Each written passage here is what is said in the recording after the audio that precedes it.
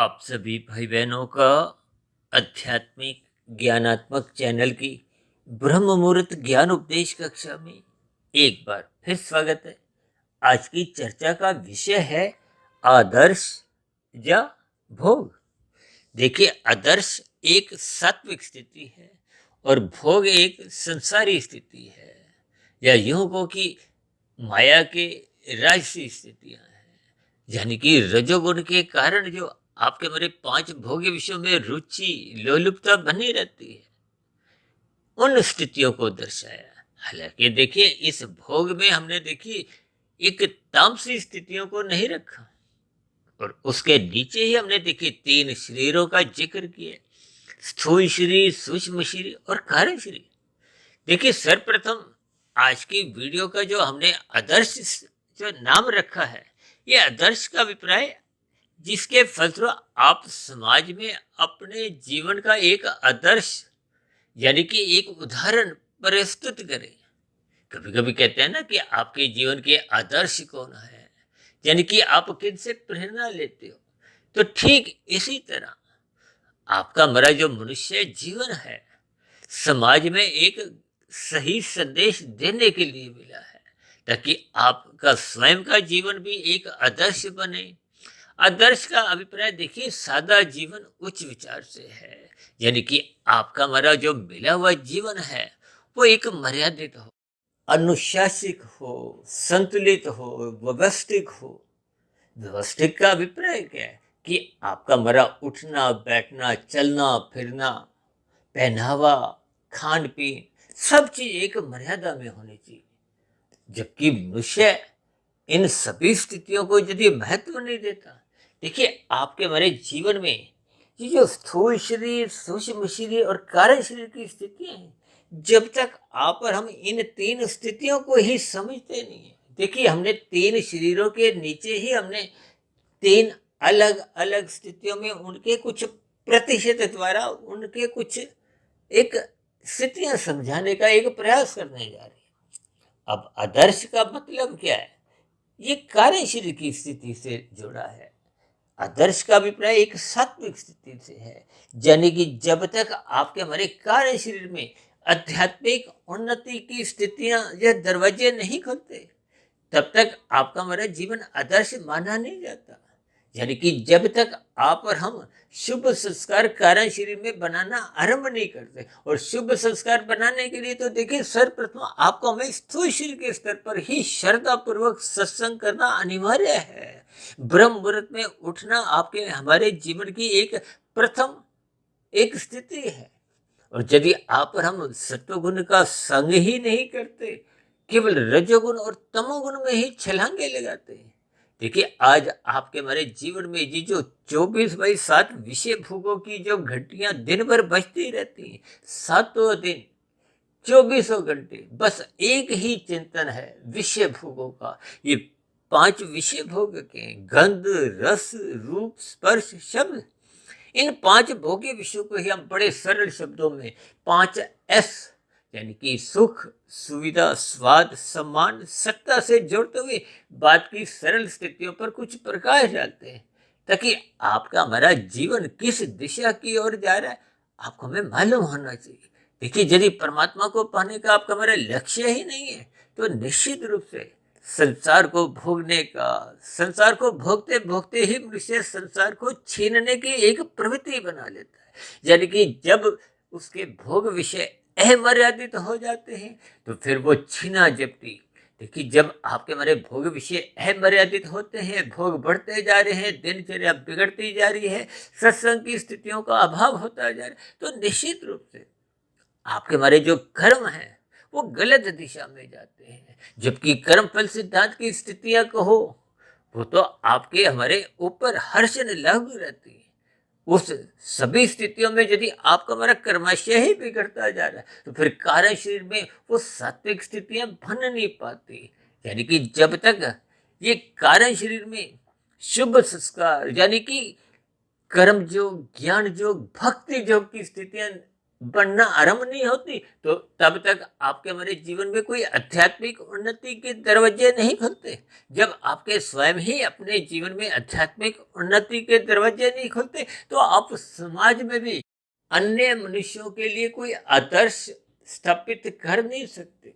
देखिए, आदर्श जीवन जब आपका बनता है, तभी तो आप अन्य लोगों के लिए एक प्रेरणादायक बनते हो। यही ज्ञान संदेश प्रभु श्री राम जी ने त्रेता युग में जीवन की विभिन्न मर्यादाओं को समझाते हुए, भले ही देखिए, परमात्मा तो समय समय पर अवतार किस लिए लेते हैं, ताकि आपका हमारा जो एक सत्संग की स्थितियां हैं वो मजबूत हो, सत्वगुण बढ़े। ये सत्वगुण बढ़ाने के लिए ही मनुष्य जीवन मिला है। इसलिए तो शास्त्र भर भर कहते हैं कि जो मनुष्य सत्संग नहीं करता उसमें पशु वृत्तियां, देखिए पशु वृत्तियों का अभिप्राय कोई अलग विशेष स्थितियां नहीं है। पशु वृत्तियों का मतलब ये शास्त्रों में आहार, मैथुन, निद्रा, भय की स्थितियां समझाएगी। यानी कि यदि आपके हमारे जीवन में इन 4 स्थितियों में ही जीवन बीत रहा है, तो निश्चित रूप से आपके हमारे जीवन में ये जो सात्विक वृत्तियों का जन्म होता ही नहीं है। यानी कि सत्संग का जो एक प्रभाव दिखना चाहिए। देखिए, कुछ देर पहले हमने एक सत्संग का प्रभाव पर एक विशेष वीडियो, स्थूल शरीर को महीनों से, सूक्ष्म शरीर को सालों से और कारण शरीर को जन्मों से जोड़ते हुए कुछ विशेष स्थितियों पर बोध करवाया था।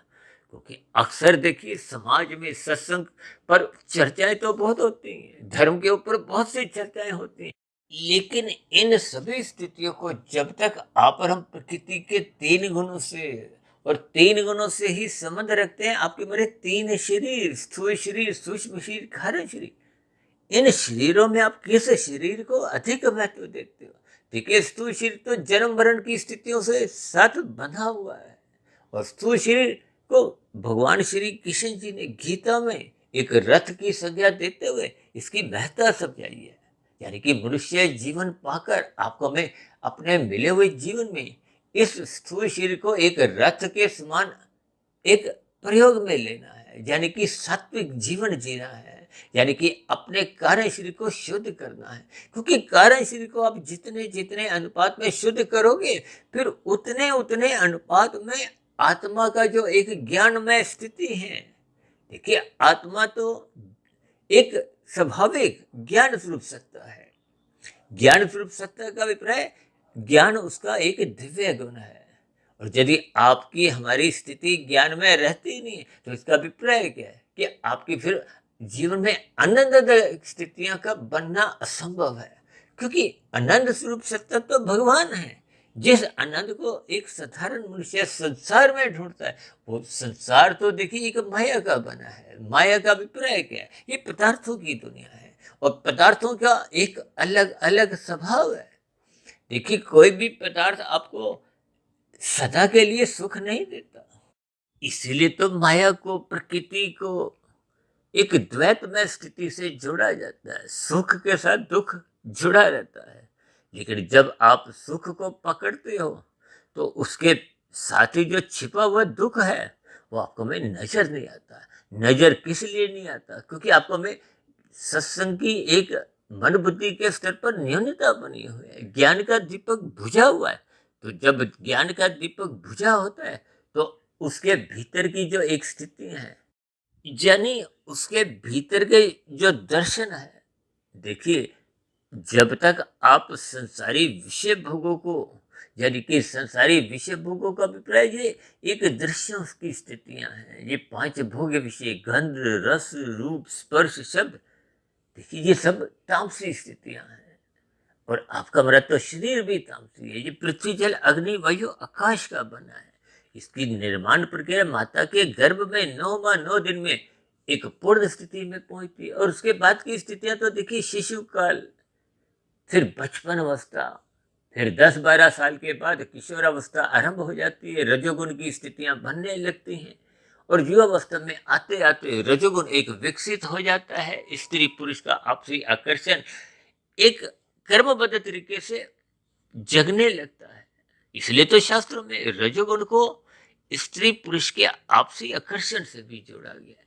देखिए, इन सभी ज्ञानमय स्थितियों को जब तक आप क्रमबद्ध तरीके से समझते नहीं, मात्र शब्दों की ही स्थितियों में या भोगों की ही दृष्टिकोण से इनको एक राशि भाव से लेते हो, तो फिर सात्विक स्थितियां कमजोर बनी रहती हैं। तो फिर राशि स्थितियों का ही आपके हमारे जीवन में एक विशेष प्रभाव बना रहता है, जिसके स्तर पर फिर मन बुद्धि के स्तर पर विषय भोगों के प्रति एक लोलुपता बनी रहती है। देखिए, मन बुद्धि स्थूल शरीर का संचालक है, क्योंकि ये स्थूल शरीर देखिए पृथ्वी जल अग्नि वायु आकाश का बना है। ये तामसी स्थितियां हैं, ये पदार्थों की स्थितियां हैं। और इनके जो सूक्ष्म भूत हैं वो तो देखिए पांच भोग विषय हैं। अब पृथ्वी का सूक्ष्म तत्व क्या है? गंध, जल का रस, अग्नि का रूप और वायु का स्पर्श और आकाश का शब्द। यानी कि ये जो शाब्दिक स्थितियां आप और हम सुनते हैं, पढ़ते हैं, ये भी देखिए एक भले ही तामसी स्थितियां हैं, लेकिन इन तामसी स्थितियों में भी देखिए ये शब्द की जो एक स्थिति है ये एक सात्विक मानी जाती है। जैसे देखिए, पशुओं की स्थितियां तामसी होती हैं, लेकिन गाय को सात्विक माना जाता है। पक्षियों की स्थितियां भी तामसी होती है, लेकिन कबूतर को सात्विक माना जाता है। देखिए, ये बहुत ही सूक्ष्म स्थितियां जब तक आपको में ज्ञान पूर्वक नहीं समझ में आती। यूं तो देखिए, आपके हमारे जो स्थूल शरीर की जो पांच घोलके हैं, नाक, जिह्वा, आंख, त्वचा, कान। देखिए, ये नाक गंध का सुख चाहती है, जिह्वा रस का, आंख रूप का। ये आंख रूप का जो सुख चाहती है, तभी तो आप हम अब देखिए पहाड़ी इलाकों पे, विदेशों में, यानी कि इधर उधर घूमते हैं। ये सब दृश्यों का सुख है। यानी कि ये सभी स्थितियां, और ये जो त्वचा का स्पर्श का सुख है, भले ही इसको देखिए अन्य स्थितियों से भी जोड़ा जाता है, लेकिन फिर भी ये देखिए, अब सर्दियों में आपको में धूप का संग कितना अच्छा लगता है, और गर्मियों में इस धूप का संग बिल्कुल भी अच्छा नहीं लगता। इन सभी स्थितियों के देखिए ये पीछे के एक अर्थ भावार्थ आपको समझने होते। यानी कि जो पांच ज्ञानेंद्रियां हैं, नाक, जिह्वा, आंख, त्वचा, कान। अब कान किसका विषय है? शब्द का। और शब्द किसका है? आकाश का एक गुण है। और इसी तरह देखिए, पांच ज्ञानेंद्रियों द्वारा जैसे आप सुख भोगते हो, इसी तरह पांच कर्मेंद्रिय हैं, हाथ पैर वाणी लिंग गुदा, जिनसे आप नए नए कर्म करते हो। इन पांच ज्ञानेंद्रियों द्वारा सुख भोगने की एक स्थितियों में इन कर्मेंद्रियों का इस्तेमाल करते हैं। देखिए, ये ज्ञानेंद्रियां कर्मेंद्रियों का जो एक संचालक है वो तो मन है। इसलिए तो गीता में भगवान श्री कृष्ण जी ने अर्जुन के रथ के जो पांच घोड़ों की स्थिति है, उन घोड़ों को देखिए, चाहे स्थूल शरीर के पांच भूत पृथ्वी जल अग्नि वायु आकाश समझो, चाहे भोग विषय गंध रस रूप स्पर्श शब्द समझो, चाहे पांच ज्ञानेन्द्रिय नाक जिह्वा आंख त्वचा कान समझो, और चाहे कर्मेंद्रियां देखिए हाथ पैर वाणी लिंग गुदा समझो। ये एक संकेतात्मक स्थितियां हैं। इसलिए तो हमने देखिए स्थूल शरीर के स्तर पर नीचे जो हमने 100% डैश 1% लिखा है, ये सब काले रंग की स्थितियां दर्शाई। इसका अभिप्राय क्या है? देखिए, जैसे नींद लेना आपके हमारे जीवन की आवश्यकता है, जबकि शास्त्रों में तो बार बार कहा जाता है तमोगुण की निंदा करो, रजोगुण की उपेक्षा करो और प्रशंसा केवल सतोगुण की करो। इसका अभिप्राय क्या है? कि सतोगुण की प्रशंसा का अभिप्राय सत्संग से जुड़ो, सात्विक स्थितियों से जुड़ो। देखिए, जिसकी आप प्रशंसा करते हो उससे जुड़ना चाहते हो। आज मनुष्य देखिए राजसी स्थितियों में ही जुड़ना चाहता है। देखिए ना, फिल्मी जगत की जो एक सुपरस्टार की स्थितियां हैं, या राजनीतिक दलों में भी देखिए कोई काउंसलर है, कोई संसद सदस्य है, कोई देखिए मंत्री है, कोई अलग अलग स्थितियां हैं। अब एक साधारण मनुष्य देखिए इनसे जुड़ना चाहता है, चाहे कोई उद्योगपति है, खेल जगत के नामी गिनामी खिलाड़ी हैं, मनुष्य इनसे सेल्फी लेना चाहता है, अपने नाम को उनके साथ जोड़ना चाहता है। ये सब राजसी स्थितियां होती हैं। ये राजसी स्थितियों का अभिप्राय क्या है? कि मनुष्य वैसा बनना चाहता है, वैसा ही सुख भोगना चाहता है। देखिए, ये सभी संकेतात्मक स्थितियां आपको में क्रमबद्ध तरीके से ज्ञान की कड़ियां जोड़नी चाहिए। अन्यथा देखिए, ये स्थूल शरीर के स्तर पर आप जितना जितना सुख सुविधा के साधन, ये देखिए स्थूल शरीर के स्तर पर जितने भी उपाधियां हैं, देखिए स्थूल शरीर के स्तर पर ही आप अपनी एक मान प्रतिष्ठा चाहते हो, नाम की प्रशंसा चाहते हो, समाज में अपनी वाहवाही चाहते हो। ये सारी स्थितियां क्या है? ये स्थूल शरीर के स्तर पर है। और स्थूल शरीर के स्तर पर ही यदि आप और हम अटक जाते हैं, रुक जाते हैं या अधिक महत्व देते हैं, तो फिर आपका महाराज ये जो स्थूल शरीर के स्तर पर 100% या 1% की स्थितियां हैं, तो फिर वो अधिक अनुपात में बनते ही जाते हैं। और जितने जितने अनुपात में आप स्थूल शरीर को अधिक महत्व देते हो, तो फिर सूक्ष्म शरीर और कारण शरीर की स्थितियों को मनुष्य उतना महत्व दे नहीं पाता। और जब मनुष्य कारण शरीर को ही अभी महत्व नहीं देता, तो फिर आत्मा को तो वो कोई विशेष महत्व देता ही नहीं है। और जब आत्मा को ही महत्व नहीं देता, तो परमात्मा तो बहुत दूर की स्थिति है।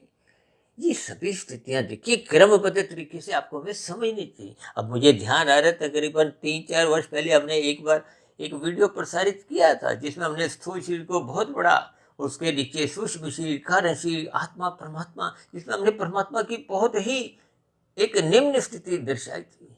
जबकि उस सभी क्रम को हमने एक गलत स्थिति से जोड़ा था, और जबकि सही स्थिति में हमने देखिए परमात्मा को प्रथम स्थान पर रखा था, फिर आत्मा को, फिर कारण शरीर को, फिर सूक्ष्म शरीर को, फिर एक स्थूल शरीर को। ये कितनी साधारण सी स्थिति है। देखिए स्थूल शरीर का जो एक सफर है, ये मात्र 60, 70, 80, 100 वर्ष का है। जबकि आपका हमारा जो एक कार्य शरीर की जो एक स्थितियां हैं, उसका तो बहुत बड़ा सफर है। बहुत बड़ा सफर का अभिप्राय क्या है? देखिए जब तक कारण शरीर में जो कर्माशय की स्थितियां अच्छी बुरी जो बनी रहती हैं, तब तक आपको हमें ये 84 लाख प्रकार की योनियों में भ्रमण करना पड़ता है। कर्मफल सिद्धांत के अंतर्गत ये बार बार योनियों का जो एक स्थितियां हैं, देखिए 84 लाख प्रकार की योनियों में 80 लाख प्रकार की, इतना बड़ा अनुपात, ये तो नीचे की योनि है। इसका अभिप्राय क्या है? कि मनुष्य अपने जीवन में स्थूल शरीर को अधिक महत्व देता है। अब देखिए कोई मनुष्य 100% स्थूल शरीर को महत्व देता है, स्थूल शरीर को अधिक महत्व देने के कारण ही वो देखिए सर्वप्रथम कानून का उल्लंघन करता है।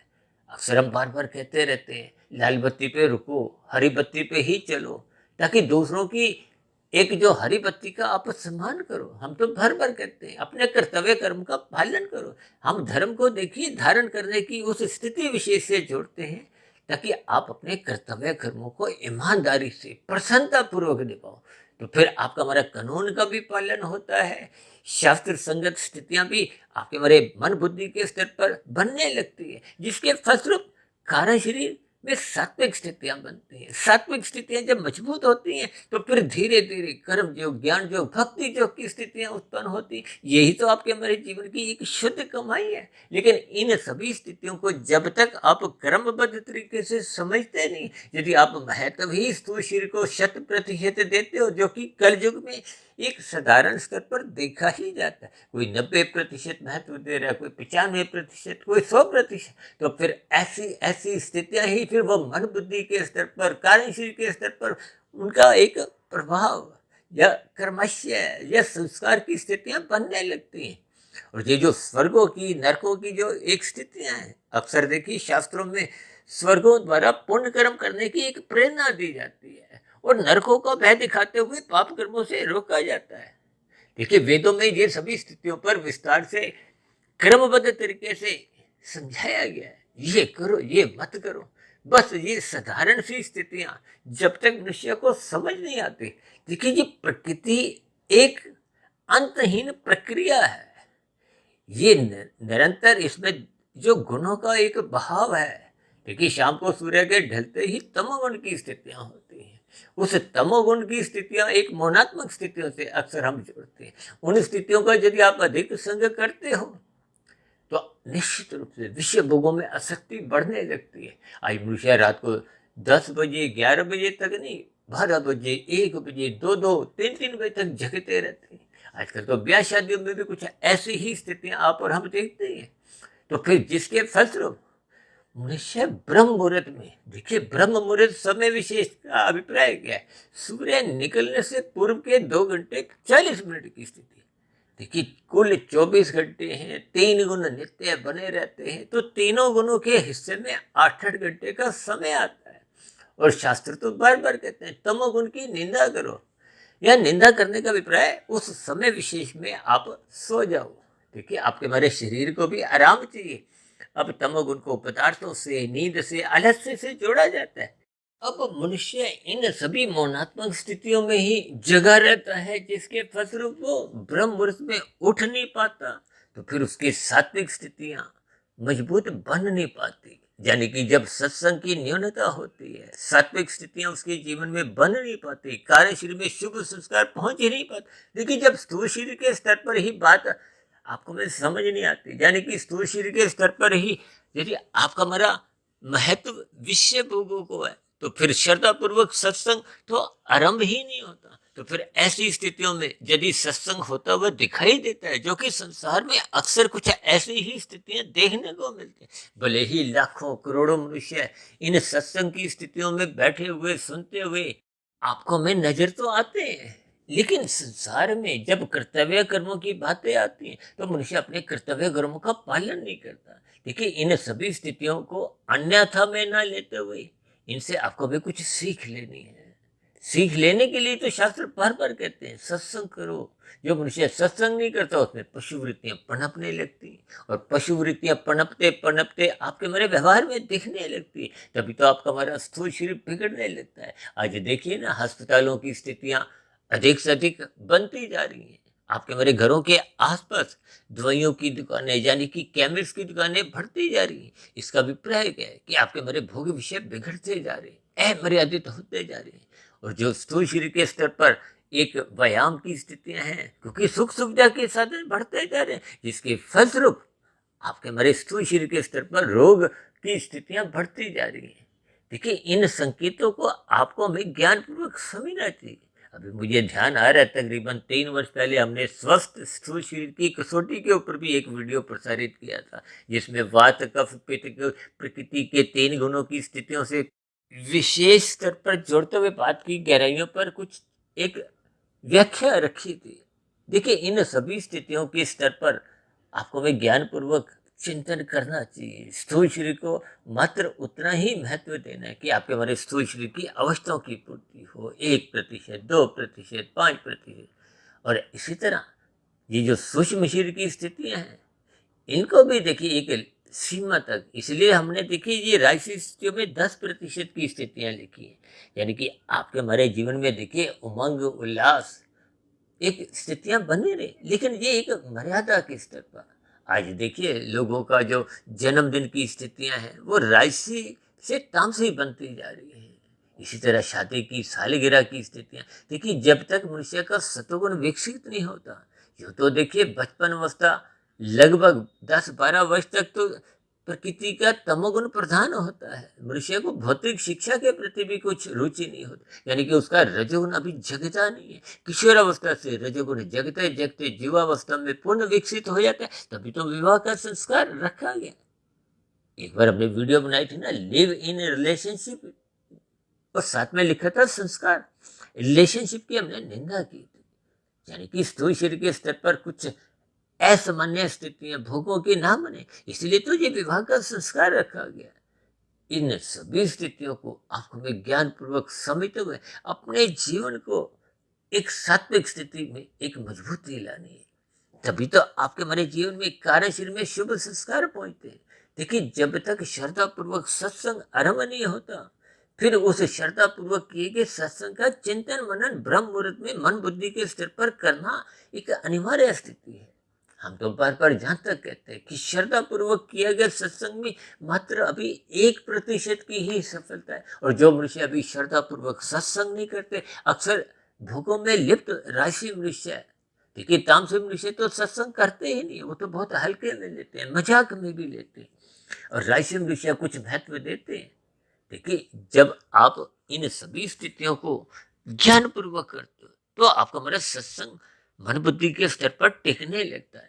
देखिए यूं तो आपकी हमारी आत्मा ज्ञान स्वरूप है, लेकिन अनादिकाल से स्थूल शरीर को अधिक महत्व देने के कारण, संसार को विषय भोगों को अधिक महत्व देने के कारण, इन विषय भोगों का जो एक प्रभाव है, देखिए जब जब आप और हम पहला रसगुल्ले के बाद दूसरा खाते हैं, तीसरा खाते हैं। ये रसगुल्लों का उदाहरण देखिए बार बार इसलिए देते हैं, इसका अभिप्राय अमर्यादित विषय भोगों की स्थितियों से। इन रसगुल्लों की स्थितियों में ही देखिए 5 भोग विषय आ जाते हैं। ये संसारी रसगुल्ले की बात आपको मैं जरा जल्दी समझ में आती। देखिए पहला रसगुल्ला अच्छा लगता है, दूसरा उतना अच्छा लगता भी नहीं है, और यदि फिर भी आप दूसरे के बाद तीसरा भी खाते हो, चौथा पांचवा खाने की हिम्मत नहीं पड़ती। यानी कि आपके हमारे स्थूल शरीर की इन रसगुल्लों को भोगने की एक सीमा है।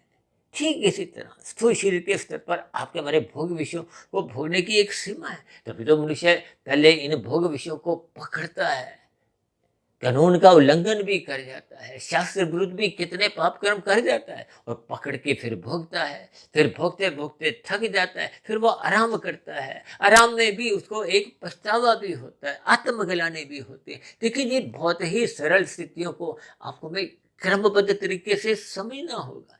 जब तक आप और हम अपने मिले हुए जीवन में ये कारण शरीर को शुद्ध नहीं करते, जब तक कारण शरीर शुद्ध नहीं होता, तो फिर कारण शरीर की जैसी जैसी राजसी तामसी स्थितियों की जो एक परछाई है, जो आत्मा के ज्ञान को कमजोर की हुए थे। अक्सर हम बार बार उदाहरण देकर समझाते हैं। शाम को आप और हम जो बल्ब ट्यूब जलाते हैं, उसका प्रकाश तो जलने लगता है, और ऊपर यदि आप काला कागज लगा देते हो तो प्रकाश बाहर नहीं आता, वो भीतर तो जल रहा है। यानी कि आत्मा सदा ज्ञान स्वरूप तो रहती है, लेकिन उसकी एक ज्ञान में कमजोरी आ जाती है।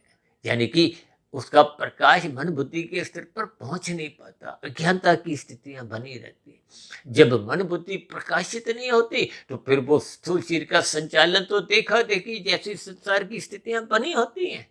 देखिए जब ड्राइवर को ज्ञान नहीं होगा चलाने का, तो फिर वो ड्राइवर तो देखिए दुर्घटनाएं करेगा। ठीक इसी तरह आपकी जीवन रूपी जो गाड़ी है, यदि बुद्धि का स्तर यानी कि बुद्धि रूपी बल्ब जो कि जला हुआ नहीं है, और यदि देखिए ये काले की जगह पीला नीला हरा कागज लगाते हो तो कुछ धुंधला प्रकाश रहता है।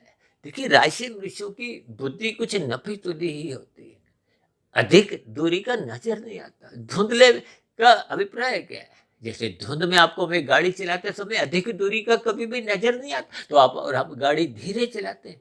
लेकिन संसार में विषय भोगों की स्थितियों को आप और हम 24/7 भोगते हैं। यानी कि अपने भोगों की गाड़ी को एक चौथे पांचवें गियर पे ही चलाते हैं, जिसके फलस्वरूप देखिए दुर्घटनाएं होती हैं। ये दुर्घटनाओं का अभिप्राय तामसी स्थितियों में गिरने से है। ये तामसी स्थितियों में गिरने का अभिप्राय आप और हम कानून का उल्लंघन कर जाते हैं, शास्त्र विरुद्ध कब कितने पाप कर्म करते हुए अपने क्रमाशय बिगाड़ देते हैं, जिसके फलस्वरूप ये देखिए बिगड़ा हुआ कारण शरीर फिर मरने के बाद ये नीचे की जो 80 लाख प्रकार की दंडनीय तामसी निकृष्ट जोनि है, उन जोनियों में देखिए फिर आपको मैं प्रकृति की व्यवस्था में एक जन्म लेने को वो प्रकृति या कर्म फल सिद्धांत जो भी स्थिति है वो बाध्य कर देती है।